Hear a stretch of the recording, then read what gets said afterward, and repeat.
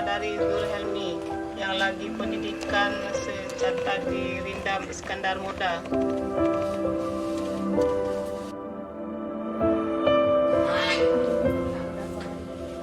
Pekerjaan saya sehari-hari buruh tani.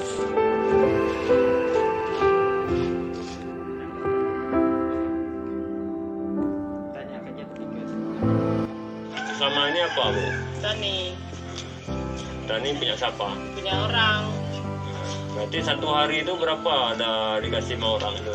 30.000, kadang-kadang 35.000. Berarti untuk satu hari ya? Ya. Ibu setelah si Helmi selesai pendidikan, mau ibu gimana?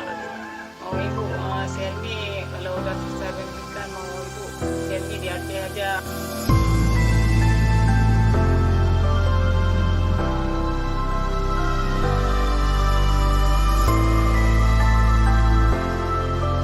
Kan anak ibu tentara itu pakai duit nggak itu? Enggak, oke mana oke duit mau makan aja harusnya.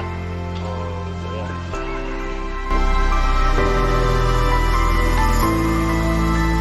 Dia dulu di apa jualan kentang goreng.